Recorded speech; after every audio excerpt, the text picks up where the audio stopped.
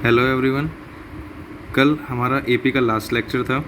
आज जो आपकी नई वर्कशीट आई है वर्कशीट 21, आज की वर्कशीट का टॉपिक है सिमिलर ट्रायंगल्स। वर्कशीट आप सबके आगे है, जिसके पास अवेलेबल नहीं है वो एक बार स्क्रीनशॉट ले लो, फिर हम क्वेश्चंस कंटिन्यू करते हैं। बेटा ये 10th मैथमेटिक्स वर्कशीट 21 टॉपिक आपको बता दिया था सारा। इससे पहले आपको वर्कशीट भी दिखा दी थी, आपने स्क्रीनशॉट ले ली होगी। तो सिमिलर ट्रायंगल्स की बात करें, अब तक आपने जो पढ़ा था वो पढ़े थे कॉरस्पॉन्डिंग ट्रायंगल्स। कॉरस्पॉन्डिंग ट्रायंगल्स में था कि आपके सारी साइड सारे एंगल्स मतलब इस तरीके से होने चाहिए कि अगर हम एक ट्रायंगल को दूसरे ट्रायंगल के ऊपर रख दें तो हमारा बिल्कुल भी फर्स्ट वाले, अगर फ्रंट से देखेंगे तो बैक वाला ट्रायंगल और बैक से देखेंगे तो फ्रंट वाला ट्रायंगल दिखना नहीं चाहिए। कुछ एग्जांपल्स आपको कॉरस्पॉन्डिंग ट्रायंगल्स के या कॉरस्पॉन्डिंग शेप्स के आपने पढ़े भी थे। एग्जांपल था कि बिस्किट का पैकेट, उसमें दो बिस्किट अगर हम निकालेंगे, अगर उन्हें फ्रंट से देखा तो हमें सेकंड वाला बिस्किट नहीं दिखाई देगा, अगर हम बैक की तरफ से देखेंगे तो फर्स्ट वाला बिस्किट पूरा हाइड हो जाएगा। इसी तरह से हम एग्जांपल्स कुछ भी ले सकते हैं, एक ब्लेड का पैकेट या एक जो ब्रेड का पैकेट होता है, या हम अपने खुद की मैथमेटिक्स की बुक ले सकते हैं। किसी भी सब्जेक्ट की दो बुक्स ले लें, अगर हमें एक के ऊपर एक कवर करें, जो हम डेली लाइफ के एग्जांपल्स लेते हैं, हम अपने हैंड्स की बात कर सकते हैं कि अगर हमने ऐसे रखा, जब आप इस साइड से देखोगे तो आपको सेकंड वाला नीचे वाला फेस नहीं दिखाई देगा, और जब आप नीचे वाले फेस की तरफ आएंगे तो आपको दूसरा हैंड नहीं दिखाई देगा। तो ये सारे एग्जांपल्स आपने कॉरस्पॉन्डिंग शेप्स के पढ़े थे। अब कॉरस्पॉन्डिंग से आगे चल के अब आपके जो टॉपिक एक नया इंट्रोडक्शन आया है, जो नया होगा वो होगा सिमिलर ट्राइंगल से। मतलब कि इसमें क्या है आपके पास कि same shape but not necessarily same size. आपके पास दो ट्राइंगल्स की शेप तो सेम होगी, मतलब ट्राइंगल्स आपको पता है तीन तीन साइड्स का, जिस भी शेप में तीन साइड तीन एंगल्स हैं वो ट्राइंगल है।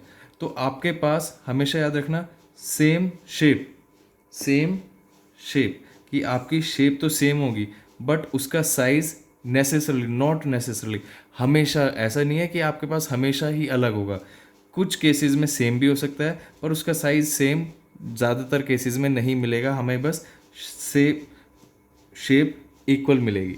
सेकंड वाला क्या है आपके पास, ratio of corresponding sides are proportional. Proportional आपने पढ़ा था, जब भी रेशियोज इक्वल होती हैं तो हम उसे प्रोपोर्शनल का नाम देते हैं। तो जो भी इन दोनों ट्राइंगल्स की हमने ट्राइंगल लिया, अगर एक लिया ए बी सी, दूसरा ले लिया हमने डी ई एफ, ये दो ट्राइंगल्स आपकी स्क्रीन पे है। इन दो ट्राइंगल्स में अगर हम इन दोनों ट्राइंगल्स की साइड्स निकालें, साइड्स का रेशियो फाइंड करें, अगर वो रेशियो इक्वल है तो दोनों ट्राइंगल्स को हम कहेंगे कि दोनों ट्राइंगल्स सिमिलर हैं। और हमने बात किसकी करी है, कॉरस्पॉन्डिंग साइड्स की। कॉरस्पॉन्डिंग साइड हम बात देखते हैं एक्स, एक्स का किस किस के बीच में आया है, एक्स का कॉरस्पॉन्डिंग एंगल है यहाँ पे, तो बी का जो कॉरस्पॉन्डिंग एंगल होगा, एंगल बी का कॉरस्पॉन्डिंग एंगल क्या होगा, एंगल डी। वाई की बात करें, वाई किसके साथ है, एंगल ए के, यहाँ एक्स के साथ है ये वाई के, तो यहाँ वाई है एंगल ए के साथ, तो यहाँ पे एंगल होगा एफ। जेड है एंगल सी के साथ, एंगल सी, यहाँ पे आ जाएगा एंगल ई। तो ये दोनों एंगल्स कॉरस्पॉन्डिंग एंगल्स होंगे। जिन एंगल्स की हम बात करें, ये जो हमने लिखा है, ये सारे एंगल्स क्या होंगे, कॉरस्पॉन्डिंग एंगल्स। और इन्हीं एंगल्स के साथ की जो साइड्स हैं वो होंगी हमारी कॉरस्पॉन्डिंग साइड्स, वो होगी हमारी कॉरस्पॉन्डिंग साइड्स। अगर हम बात करें ए बी की, ए बी की कॉरस्पॉन्डिंग साइड्स कौन सी होगी, ए बी की कॉरस्पॉन्डिंग साइड, ए बी के क्या क्या आ रहा है, ए के साथ वाई, बी के साथ एक्स। तो हमें यहाँ देखना कि पहले वाई किसके साथ आया, एफ के, और एक्स किसके साथ आया, डी के। तो ए बी के कॉरस्पॉन्डिंग साइड है एफ डी। ये बात करी थी हमने ऊपर एंगल्स के लिए, अब हम बात कर रहे हैं साइड्स के लिए। एक्स के बाद बात करते हैं, ए बी के बाद आ जाएगा हमारा बी सी, यहाँ पे हमने सीरीज में लिख लिया बी सी। बी सी के साथ कौन कौन सी साइड्स आ रही हैं, एक्स और जेड। एक्स और जेड कहाँ आ रहा है, एक्स और जेड, डी एंड ई। तो फर्स्ट आ जाएगा डी और सेकंड आ जाएगा ई।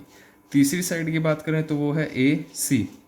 ए सी, ए से हमने स्टार्ट करा, किससे, वाई से, तो यहाँ वाई के लिए क्या कौन सा एंगल दिया हुआ है आपके पास, एफ, जो हमने यहाँ लिखा था। इसलिए पहले एंगल से लिखे, एंगल्स की हेल्प से हम साइड लिख सकते हैं, या साइड्स की हेल्प से एंगल, दोनों आपस में एक दूसरे के साथ इंटरलिंक्ड है, आप कैसे भी किसी के साथ भी लिख सकते हैं। तो यहाँ आ गया ई।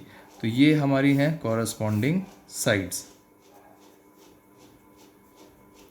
Corresponding sides.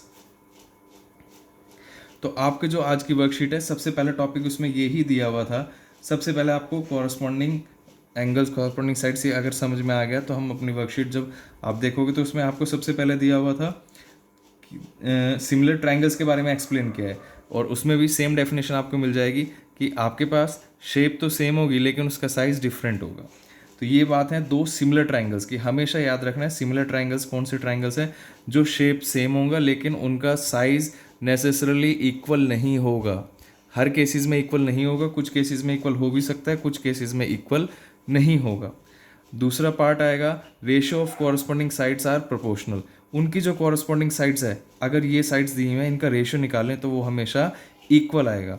Ratio of corresponding sides, in sides जो हमने अब कॉरस्पॉन्डिंग साइड्स लिखी, अगर इन साइड्स का हम रेशियो निकालें, रेशियो आपको पता है कैसे निकालेंगे? ट्रायंगल की फर्स्ट साइड ए बी को हमने जो साइड्स लिखी ए बी अपॉन में एफ डी, ये किसके इक्वल आना चाहिए? बी सी अपॉन में डी ई। और तीसरा क्या हो गया? ए सी अपॉन में एफ ई। ये है हमारा रेशियो ऑफ कॉरस्पॉन्डिंग साइड्स। ये है हमारा सेकंड पॉइंट, ये वाला रेशियो ऑफ कॉरस्पॉन्डिंग साइड्स। अगर ये सारा रेशियो इक्वल आता है तो हम कहेंगे ट्रायंगल्स सिमिलर हैं। और तीसरा जो पॉइंट है वो है कॉरस्पॉन्डिंग एंगल्स आर इक्वल। आपको कॉरस्पॉन्डिंग एंगल्स पता है, अगर कॉरस्पॉन्डिंग एंगल्स इक्वल हो जाएं तो भी हमारे पास ट्रायंगल्स सिमिलर होंगे। तो आपके पास दिखा दिया।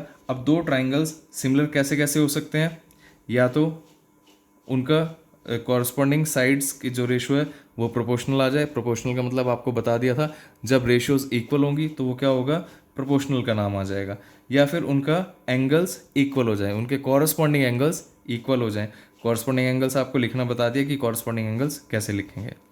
इन दो ट्रायंगल्स की बात करें तो हमारा जो सिमिलर ट्रायंगल है कंसेप्ट, उसमें ट्रायंगल्स को सिमिलर करने के लिए हमारे प्रॉपर्टी है या तो दो एंगल्स हम सिमिलर प्रूव कर दें, कॉरस्पॉन्डिंग एंगल्स सिमिलर हो गए तब भी दोनों ट्रायंगल्स सिमिलर होंगे, या दोनों ट्रायंगल्स के हम side side side equal prove कर दें तब भी दोनों ट्रायंगल्स सिमिलर होंगे, या फिर साइड एंगल साइड मतलब दो कॉरस्पॉन्डिंग साइड्स के बीच का एंगल, दो कॉरस्पॉन्डिंग साइड्स के बीच का एंगल और दो कॉरस्पॉन्डिंग साइड्स के एक एंगल लें, दो कॉरस्पॉन्डिंग साइड्स लें, तब भी वो ट्रायंगल्स दोनों सिमिलर ट्रायंगल होंगे।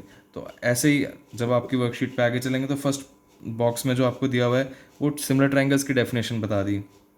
सेकंड में आपको कॉन्ग्रुएंट ट्रायंगल्स की डेफिनेशन बता दी। हम वीडियो के स्टार्टिंग में बता चुके थे कॉन्ग्रुएंट ट्रायंगल्स कैसे होते हैं। तीसरे में आपको एक एग्जांपल दे दिया कि आपके पास कॉन्ग्रुएंट का क्या एग्जांपल है, सिमिलर का क्या एग्जांपल है। इन्होंने ईयरिंग्स का एग्जांपल दे दिया कि दो ईयरिंग्स बिल्कुल इक्वल है।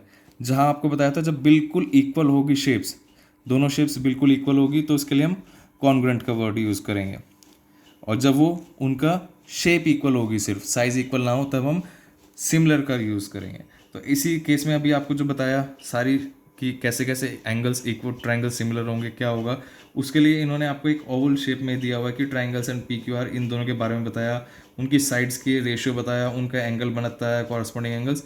और लास्ट में आपको ये याद रखना है कि जो आपने कॉन्ग्रुएंट के लिए पढ़ा था, कॉन्ग्रुएंट का साइन ऐसे पढ़ा था। अब सिर्फ जब हम सिमिलर की बात करेंगे कि ट्रायंगल सिमिलर है, दो ट्रायंगल्स कि हमने लेट कर लिया कि A B C, triangle A B C triangle D E F के कॉन्ग्रुएंट था तो हम ये साइन यूज़ करते थे।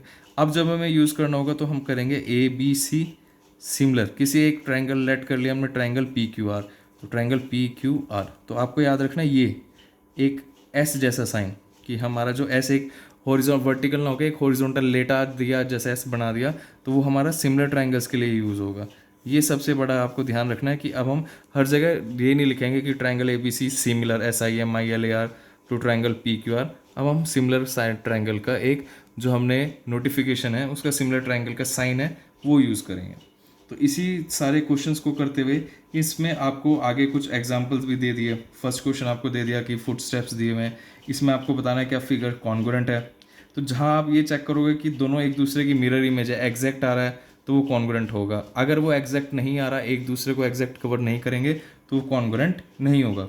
सेकंड में एक बटरफ्लाई है, लीव्स का है, पिरामिड्स का दिया हुआ है, तो ये क्वेश्चन आप देखना, उसमें करके देखना। हम एक ये वाला क्वेश्चन लेते हैं, क्वेश्चन नंबर 3 जो आपका दिया हुआ है कि अगर दो triangles, if triangle A B C and triangle P Q R similar, दो ट्राइंगल्स आपको सिमिलर दिए हुए हैं, then find the length of P Q and Q R. आपको अभी बताया दो ट्राइंगल सिमिलर होंगे तो उनकी साइड्स का रेशियो भी इक्वल होगा। अगर दो ट्राइंगल्स सिमिलर होंगे तो उनकी साइड्स का रेशियो इक्वल होगा। तो हम यहाँ अपना ट्राइंगल्स बना लेते हैं जो क्वेश्चन हमें गिवन है। ABC 12, 7 and 10। सेकेंड ट्राइंगल आपको PQR दिया हुआ है, PQR 18। आपसे पूछा PQ and QR, PQ and QR इनकी लेंथ्स क्या होंगी, और आपको पहले ही मेंशन कर दिया triangle ABC and triangle PQR similar triangles हैं। सिमिलर के लिए आप भी बताया कि हम नोटिफिकेशन यूज़ करेंगे इस तरह, दोनों ट्राइंगल्स सिमिलर है। तो इसी से हम देखेंगे, अगर हम सिर्फ एंगल्स की बात करें तो एंगल A किसके कॉरस्पॉन्डिंग है, एंगल P के। एंगल B किसके कॉरस्पॉन्डिंग है, एंगल Q के। एंगल C किसके कॉरस्पॉन्डिंग है, एंगल R के। और साइड्स की बात करें तो AB किसके कॉरस्पॉन्डिंग होगा, PQ के। BC किसके कॉरस्पॉन्डिंग होगा, QR के। और AC किसके कॉरस्पॉन्डिंग होगा, PR के। तो इसी को हम अपना साइड्स की फॉर्म में लिख लेते हैं, रेशो की फॉर्म में लिख लेते हैं, जो हमने अभी पढ़ा था। तो हम इसे ऐसे मेंशन कर सकते हैं, AB upon PQ is equals to BC upon QR is equals to AC upon PR। हमें क्या क्या गिवन है, AC एंड PR, ये वाली साइड्स हमें गिवन है। तो हम इसकी जगह लिख सकते हैं AC बाई PR की जगह हमने क्या मेंशन कर दिया, AC की जगह 12 मेंशन कर दिया, PR की जगह हमारा आ गया 18। BC की वैल्यू हमें दी हुई है 10, QR की लेंथ हमें फाइंड करनी है। ऐसे ही AB की लेंथ हमें दी हुई है 7, PQ की लेंथ हमें फाइंड करनी है। जब तीन क्वांटिटीज़ आपस में इक्वल है तो हम पहले किसी भी दो को कंपेयर कर लें जो हमें गिवन है, उसके साथ पहले हम इन दोनों को कंपेयर कर लेते हैं, फिर हम इस वाले को और इस वाले को कंपेयर कर लेंगे। जब हम इन दोनों को कंपेयर करेंगे तो हम इसे ऐसे लिख सकते हैं 10 upon QR is equals to 12 upon में 18, और क्रॉस मल्टीप्लाई करोगे आप तो ये क्या हो जाएगा, 10 इंटू 18 अपॉन में 12 इज इक्वल्स टू QR। ये 6 से कैंसिल हो जाएगा, 6 इंटू 2 6 इंटू 3, 2 से 5 पे 5 इंटू 3 15। तो QR की वैल्यू आ गई आपके पास 15। जो भी इसमें यूनिट्स किसी में मेंशन नहीं है, लेकिन आपको एग्जाम में यूनिट्स का क्वेश्चन आएगा ही। एग्जाम पर अगर यूनिट्स नहीं लिखोगे तो उसके मार्क्स डिडक्ट हो जाते हैं। अभी कुछ नहीं लिखा तो 15 यूनिट लिख लेते हैं हम इसमें। जब सेकंड कंपेयर करेंगे 7 upon PQ is equals to 12 by 18, वैसे ही क्रॉस मल्टीप्लाई करा 7 इंटू 18 अपॉन में 12 is equals to PQ। 6 into 2 6 into 3 7 into 3 21 by 2 is equals to PQ। 21 by 2 की वैल्यू कितने आ जाएगी आपके पास, 10.5। तो PQ की वैल्यू आ जाएगी 10.5 यूनिट्स। तो बाकी क्वेश्चंस जो हैं आपके, आप ट्राई करके देखना। कुछ क्वेश्चंस नहीं आएगा तो हम उसे नेक्स्ट क्लास में करेंगे। ओके।